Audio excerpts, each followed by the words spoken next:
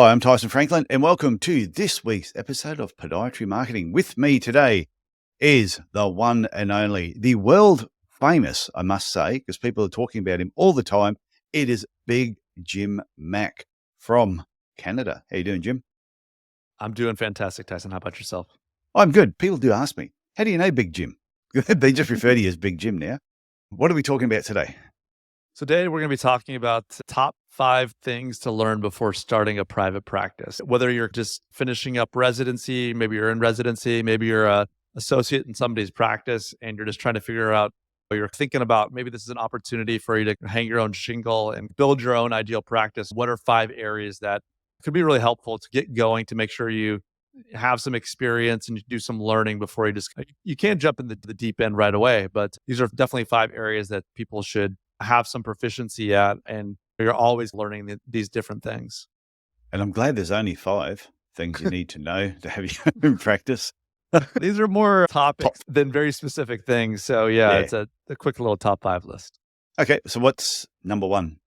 So number 1 is business and financial planning. Understanding kind of the financial aspects of running a private practice is really crucial. And I think it's something that we talk a little bit about in podiatry school. Maybe you have a practice management course, and I know there's some people that go through residency and spend time in private practices, but you're writing Copilot, or you're maybe there for a month or 2 and you're learning a little bit, but you're not having to deal with the responsibility of the budgeting, things like the startup costs, getting maybe a loan or something to get your practice started, to buy equipment and have a location. How do you project income and understand expenses? So really, it's a really important kind of section to just dive into and consult with financial advisors, getting accountants, and just really ensuring that your financial plan is both realistic and feasible is really an important component before you just start your own practice. So Tyson, when you started practice, I'm curious to hear, did you just dive in right away, or how did you learn some of these business and financial aspects off the bat? No, I just winged it. No, I'm only joking. I didn't. When I had my first clinic on the Gold Coast, I had to go to a bank and ask for a loan. So this is back in the 80s when they just give you money. Just turn it with a piece of paper and a plan, they give you money. It's not that way anymore. But I still had to put a plan together. What was lucky with me is when I was in my final year at uni, we actually had one business subject, and we had to put together a business plan. So I sat down for 6 months, put this business plan together. And I was the first person at the university, including the business students, that put a business plan together that got 100% for the exam. The guy actually said to me, I think you're going down the wrong path. Sure you want to be a podiatrist, you want to get involved in business? I went, no, not really. I said, I enjoy business, but I want to be a podiatrist. So I'd put together a very extensive business plan on everything I was going to do, the financials, marketing. But what was really funny, I got 100% for this thing. I look back and I still have the project. I still have a copy of it. I look back on it and I go, God, it was rubbish. But looking at it from someone who's actually owned a business, looking back on the plan, I'm going, it was okay, but just it wasn't really good. But I was being marked by people at the university who I don't think had ever had a business. So in theory, it looked fantastic. And there's a big difference between theory and practically putting something together. But it all starts with the plan. If I hadn't had the plan to start with, I wouldn't have had something at least to just kickstart what it was I was doing. Yeah, I think it's important. Like you said, was the Mike Tyson quote is everybody feels like they're the champ. They get punched. Everyone has a plan until they get punched in the punched in the face. face. Yeah, that's it. But at least you have that plan to have a general idea what you're getting into, right? I think sometimes, whether it be in podiatry school or you're in residency and you're not really having to be responsible for that side of the business of medicine, but by going through the exercise of making a plan and understanding the different components of what's involved, you'll at least have a general idea and you can adapt and adjust to like that punch in the face once reality hits you. But I think it's a really important thing, that just go through that exercise at some point to really feel like what you're getting yourself into in a way. I think it's a starting point. I think the banks gave me the money or loaned me the money in the first place to open up a business. They wouldn't have given that to me if I hadn't have put the plan together. Now, I put the plan together. I was at uni, had no idea what I was doing, but I put the plan together. But the bank could see that if you're prepared to put that much time and effort into that, then you're probably prepared to do the bloody work to actually make your business a success. So I think that's one aspect of having a business and financial plan, is that if you put that much time into that, then you're probably prepared to put the time to actually have a successful business. That's really key there. I think also it's important to realize that I think sometimes you're starting practice too, you want to save as much money as possible. And I Oh, think yeah. And there's ways to, I think that is important. I think surrounding yourselves with intelligent and experienced accountants and other people to kind of help shepherd you through this process, making sure who those experts in your local area are and that they work with other healthcare providers. They're going to be people that are maybe going to give you a little bit of an upfront break sometimes because they know that you're just getting into practice. But this could be a long term, like you want to build positive relationships with your patients. You also can build long term positive relationships with accountants to make sure you're doing your taxes properly and accounting's all in order. Maybe it's a lawyer for incorporation. Surrounding yourself with other professionals that know these areas better than you do, I think is a really important component of getting started. And like I said, you don't have to go after the most expensive person in No, town. Maybe it's someone that is in that medical niche that knows that it's gone through with other people in the past. Can be a really helpful way to get maybe it's just information in the beginning, but also services to make sure that you're focused on your core area of strengths. a good way that you can also use this in your marketing is you have a look at the one or two most successful, say, dietitians in your town, the one or two most successful physiotherapists, the two, say, biggest medical centers or doctors' clinics, the two biggest chiropractors.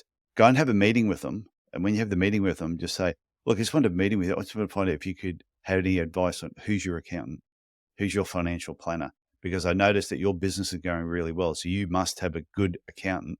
I'd really love your advice on what I should do. Anyone that's done well in business loves helping other people in business who are just starting out, especially if they're not a competitor in any way. The amount of podiatrists I used to have to just rock up to my clinic who'd ring and say, oh, I'm in town. Can I come and visit your clinic? I go, yeah, I don't have a problem. And I'd openly share everything with them. No, that's a great point. It's a great way to open up a conversation with people. Like some people say, "Oh, I don't like networking. Oh, I don't like marketing."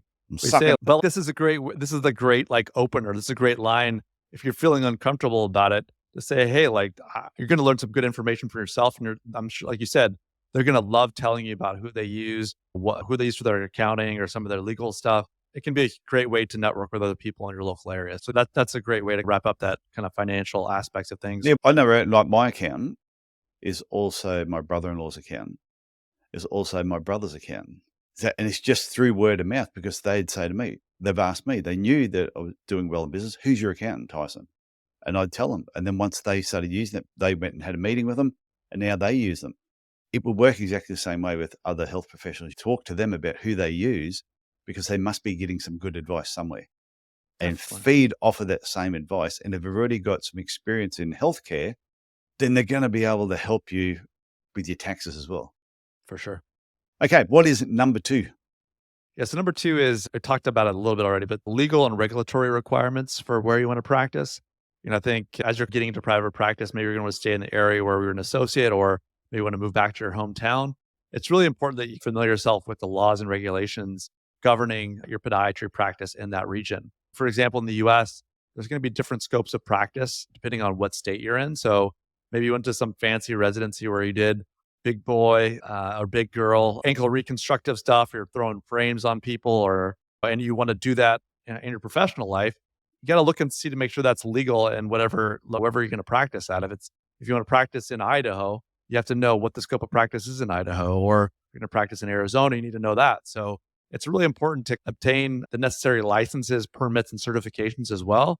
Because if you don't know the kind of rules regarding that, or you don't know how medical billing, coding, HIPAA compliance, and malpractice insurance work, you're going to run into issues. And so it's really important to, as much as it's not exciting and it's probably going to be tedious to work through some of these different things, there can be really bad ramifications for, like I said, setting up practice in the wrong state, or not understanding what kind of information you can share and not share, HIPAA compliance waivers in the US, and making sure you're adequately, covered with malpractice insurance. Those kind of boxes to check are super important when starting a private practice. Geez, I'm glad we don't have to worry about that over here. In Australia, it's all the same rules. We're all covered by the same rules. Move from That's state to nice. state doesn't really make too much difference. There's probably a few rules that might be just state rules, got nothing to do with podiatry in general. They're just rules in general. As far as working as a podiatrist goes from one state to another state, well, I'd say it's not much really changes, which is good. Yeah, I think things are starting to get more unified as far as what the scope of practice is in different US states. Can you But go from, like in the States, if you were qualified in New York, mhm. can you just go to Arizona and just start working, or do you have to register in each state? You would probably have to pass a board licensing exam. So like there probably be an exam you have to take, or like I said, there's also like the scope of practice, right? Like maybe they vary on what you can and can't do. So there's different types of, definitely loopholes. And sometimes different states would have maybe like similar states might have a similar licensing procedure, but yeah, usually you have to get a license in each of the different states you want to practice in. Yeah, we don't have to worry about that here. You're registered in Australia, you move from one state to another. Yep, don't have to sneak over the border or do anything. The joys of living in the United States. Yeah, it wasn't always that way. When I first graduated, I worked on the Gold Coast, where I was Southport is like an hour away from the border.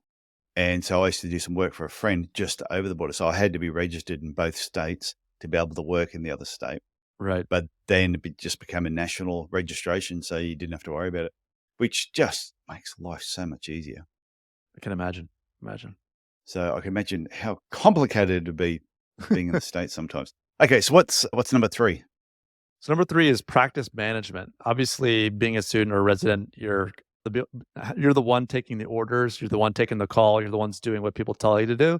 But when you're running your own practice, you have to manage staff, you're going to hire staff, you're going to deal with initially help getting set up your patient scheduling, how does billing work, just knowing these things, and then obviously hiring people to do some of these things is really important. So you want to consider investing in obviously practice management software, learning about different types of practice management software so you can improve your efficiency and how you're seeing people. And you also need to really, like I said, you're going to have to hire folks. So that's a skill set. Maybe you have a mentor that you can lean on, or someone, maybe one of your attendings from your residency days can help you, give you some advice, or you can talk to someone like a podiatry business coach. I don't know, Tyson Franklin, for example, to give you some ideas about how to go along hiring or some staff, which stuff to outsource, or be billing or your marketing to other professionals. So there's a lot to decide when taking on the practice management aspects of your clinic. Yeah, and this simple things. I had someone send me an email not too long ago and was just asking, how do you know when it's time to employ another podiatrist? And I said, it's a really good question. And I explained to him, this is the formula I would use if I was looking at employing another podiatrist. And these are all things I'd take into account leading up to that before I worked through that formula. So that's the whole thing about managing your practice the right way. Is if you don't know what to do, is you need to get help. Because if you just try and work through it yourself, it just takes longer and it ends up costing you more money to make mistakes and then have to fix them up. Yeah, for sure. You just have to, that's well put, because if you're not doing that, you're going to run into big time issues. And number 4, or anything else on practice management that you wanted to touch on? No, I think that It's a big area. Practice management's a huge area.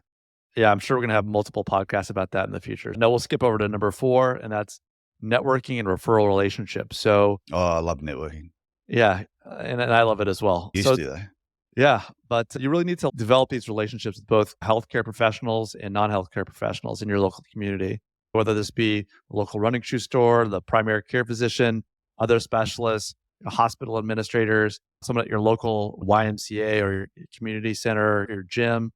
Building these relationships over time is going to lead to these are going to be valuable referral sources. Maybe it's not directly sending patients, maybe it's doing collaborations where you're helping educate the local community, but it's going to really become a support as you're building up your private practice. And you want to have this network of folks you can rely on and grow with. And obviously it's create win situations with people, and having these networking opportunities and these relationships you're building, both, like I said, in the healthcare and non-healthcare sector in your local community, really can benefit your practice long term.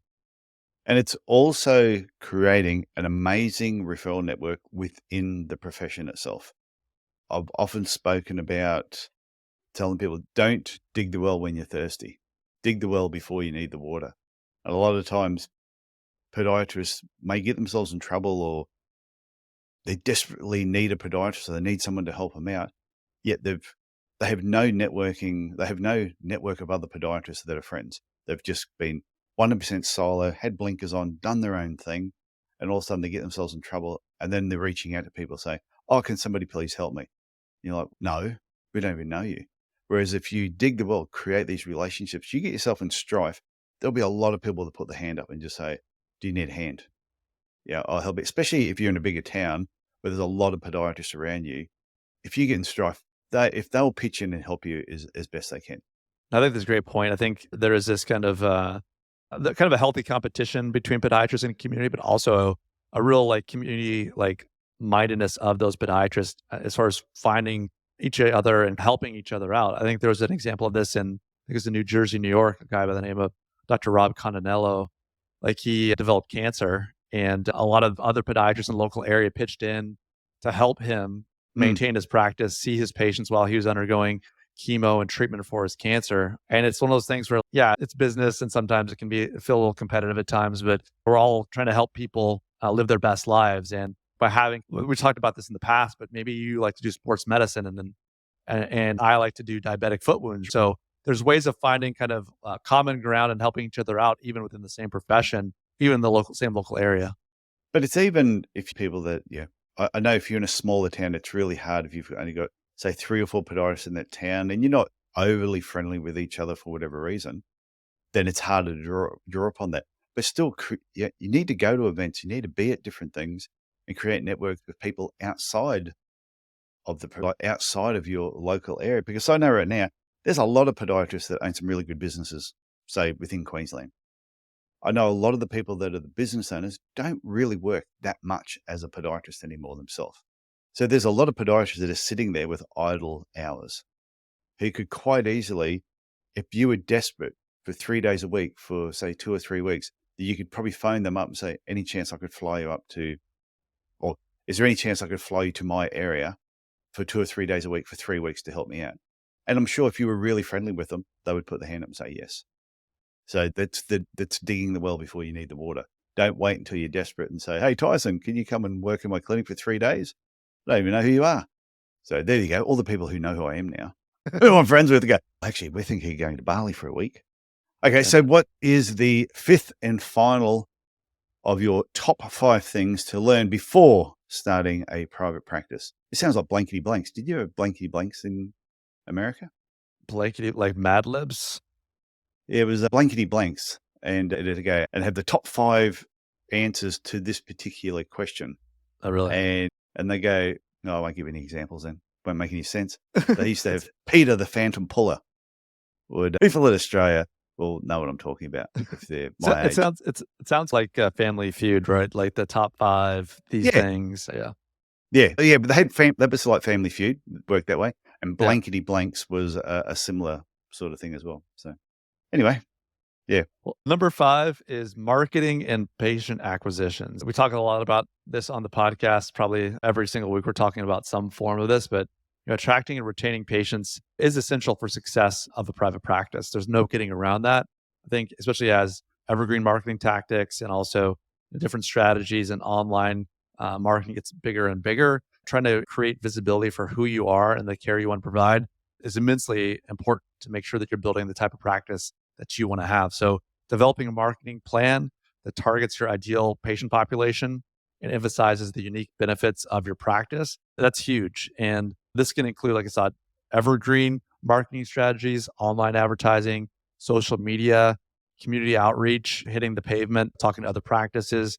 Creating a strong online presence obviously is in vogue, and that's what I do with my work. But it's through that website and through patient reviews and through marketing your practice is how you're going to gain and retain those patients. Especially when you're a private practice, you need to be different than somebody else. And marketing and being visible for that expertise or the differentiation is hugely important. So I think we talk about this all the time, but obviously you want to be a marketing leader in your local area. I think if everyone's got up to this particular episode 83, I would assume they're already doing some marketing already. They wouldn't have got this far in the podcast if they weren't.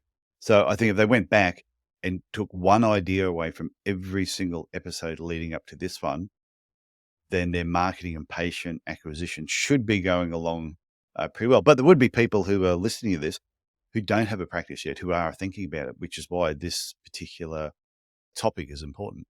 Yeah, everybody's got to start somewhere. And I think even people that have their own private practice, right? I think these 5 topics are things to revisit every so often because they're not static things. Like you talked about with your experience jumping from state to state in Australia. And then all of a sudden, if you're out of the loop or you're not keeping up to date with what's going on in different aspects of your practice, you're going to fall behind. So I think it is really important that, yes, this is for those people just getting started or thinking about it or an associate somewhere. These 5 topics and these 5 areas are hugely important for people in practice to keep refining and improving on as well.